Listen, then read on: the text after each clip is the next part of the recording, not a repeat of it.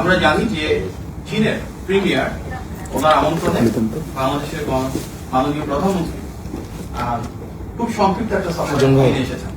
এই সফরটাকে আসলে আমরা কিভাবে সফলতার দিকে বিবেচনা করব? আমরা মনে করি এই ঐতিহাসিক রাষ্ট্রীয় সফরের মাধ্যমে একটা দীর্ঘমেয়াদী কৌশলগত অংশীদারিত্বের সম্পর্ক তৈরি হয়েছে, যার ভিত্তি আমাদের দ্বিপাক্ষিক সম্পর্কের উপর বহুপাক্ষিক আলাপ আলোচনা এবং বিষয় আমরা কভার করেছি। সো ইন ওয়ান টার্ম আমরা যদি বুঝি, ঐতিহাসিক রাষ্ট্রীয় সফরের মাধ্যমে আমরা একটি long term strategic partnership Bangladesh এবং চীনের ভিতর বিল্ড হতে দেখেছি।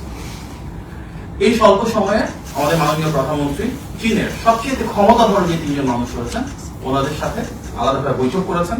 President Xi Jinping, Premier Li Qiang, যিনি আমাদের দেশের প্রধানমন্ত্রীর মতন, Chairman of the Standing Committee of the National People's Congress Zhao Leji, যিনি আমাদের দেশের স্পিকারের সম্ভব।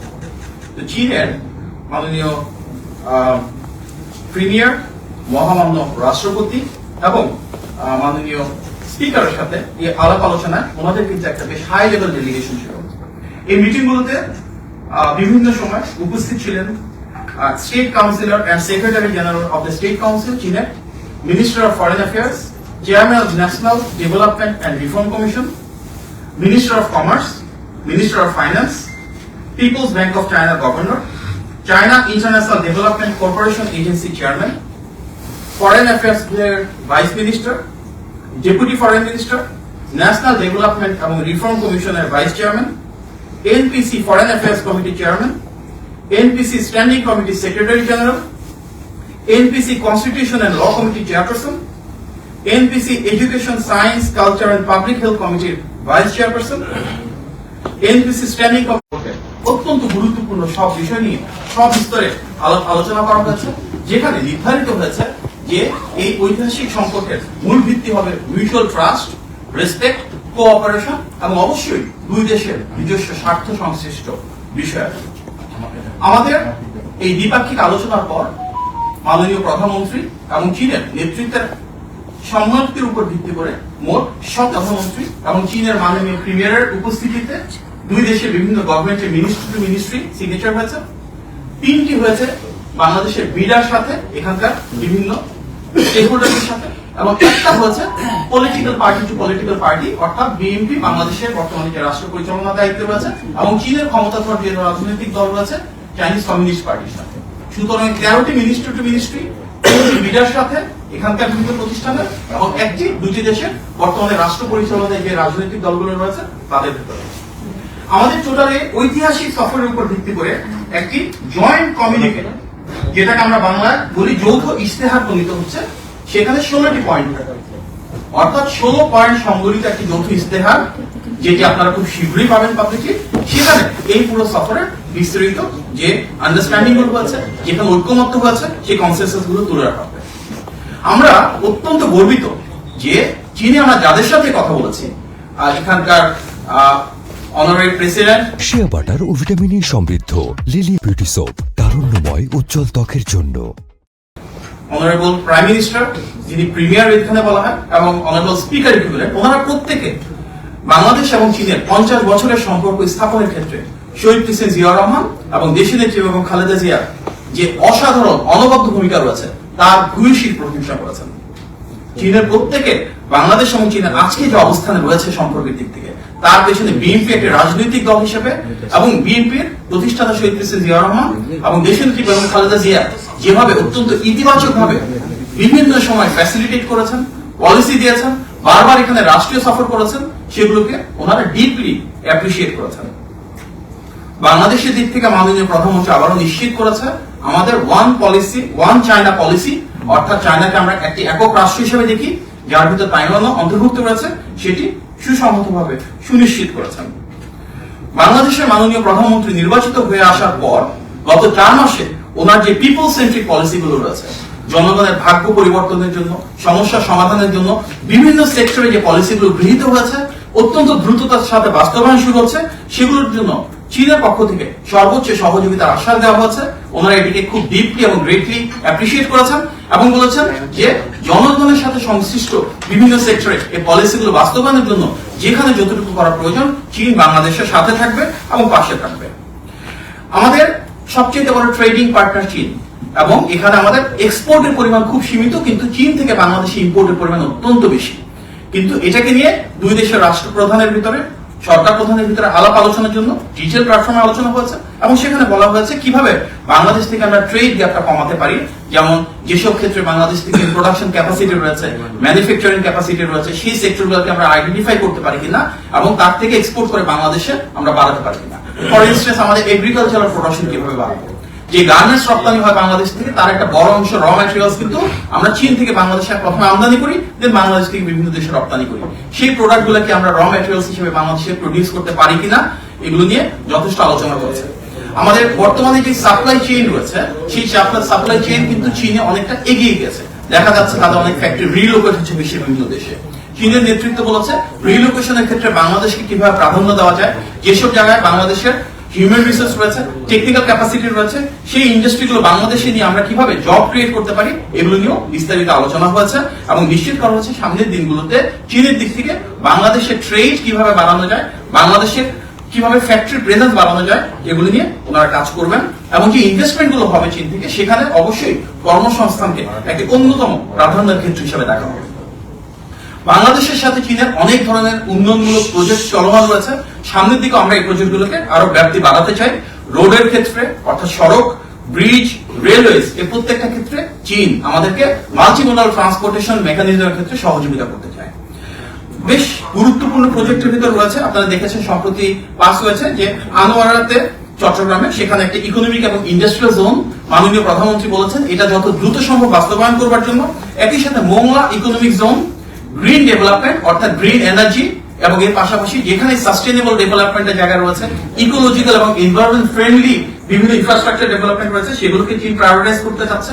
বাংলাদেশে জ্বালানি সমস্যা, বিদ্যুৎ সমস্যা সমাধানে চীন পাশে থাকতে চায়, এবং বাংলাদেশে বলেছে যদি আমরা স্বাভাবিকভাবে একটা কম্পিটিটিভ প্রসিজারের মাধ্যমে যেখানে সুযোগ আছে, যেখানে সম্ভাবনা রয়েছে, আমরা চীনা বিনিয়োগ বাংলাদেশে এবং চীনা উন্নয়ন অগ্রযাত্রা সহযোগিতা আমরা অ্যাপ্রিসিয়েট করছি।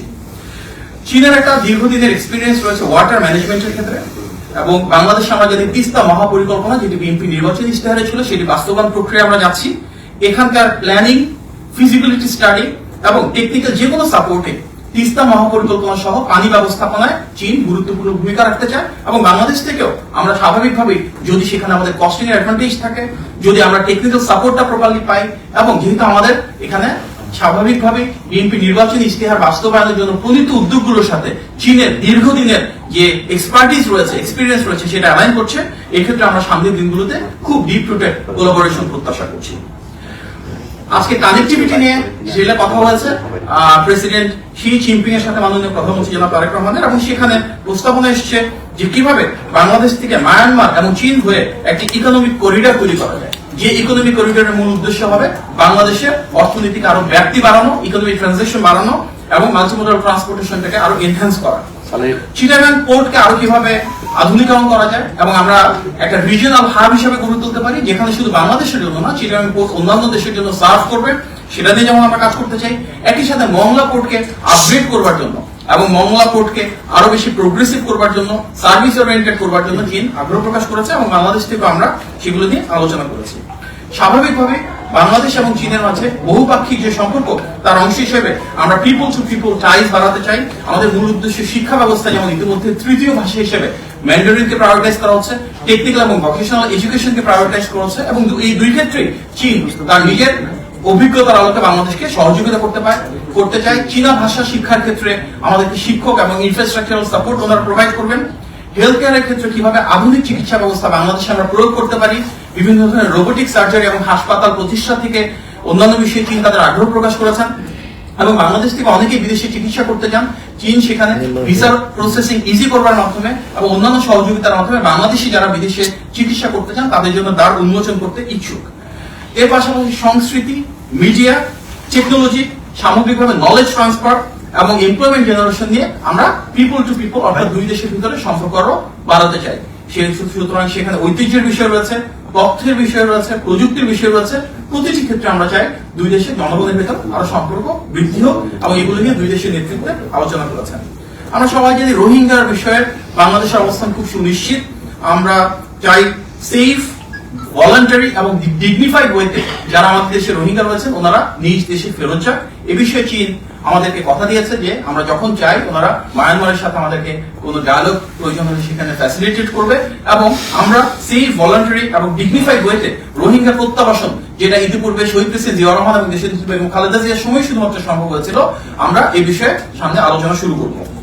ফরেন এবং ডিফেন্স এই দুটো অত্যন্ত গুরুত্বপূর্ণ বিষয় নিয়ে ফর দ্য ফার্স্ট টাইম বাংলাদেশের সাথে চায়নার 2+2 একটা আন্ডারস্ট্যান্ডিং হয়েছে, যেখানে দুই দেশের ফরেন মিনিস্টার এবং ডিফেন্স মিনিস্টার থেকে রিপ্রেজেন্টেটিভ যারা রয়েছেন ওনাদের নিয়মিত ভিত্তিতে সামনের দিনগুলোতে ডায়ালগ শুরু হবে। এই ইনস্ট্রুমেন্টাল ডিটেইলসটা ওয়ার্ক আউট করা হচ্ছে।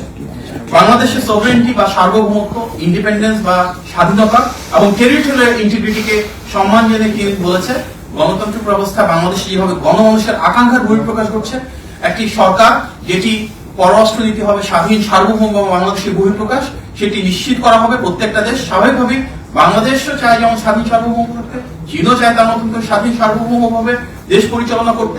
এটা একটা গ্লোবাল ভ্যালুজ যেটা আমরা হোল্ড করতে চাচ্ছি। বাংলাদেশ এবং চীনের বাইল্যাটারাল টাইজের পাশাপাশি মাল্টিল্যাটারাল টাইজ অর্থাৎ আন্তর্জাতিক ক্ষেত্রে ইউএন বিভিন্ন বডিজে বাংলাদেশে অ্যাসপারেশনস রয়েছে। স্বাভাবিকভাবে যেমন আমরা UNGA তে কিছুদিন আগে ইলেকশন হলো, যেখানে বাংলাদেশ বিজয়ী হয়েছে, সেখানে চীন সহযোগিতা করেছে। চীন বাংলাদেশকে কংগ্রেচুলেট করেছে এবং বাংলাদেশ থেকে ধন্যবাদ জানানো হয়েছে ওনাদের সহযোগিতার জন্য। ব্রিক্স মেম্বারশিপের জন্য বাংলাদেশ যখন অ্যাপ্লিকেশন করবে চীন সেটাকে স্বাগত জানিয়েছে। ওভারঅল মাননীয় প্রধানমন্ত্রী জনাব তারেক রহমান যেহেতু জনগণ দ্বারা ক্ষমতায়িত একজন রাষ্ট্রপ্রধান, সরকার প্রধান, দীর্ঘদিন পর বাংলাদেশ থেকে বিদেশে এসেছেন।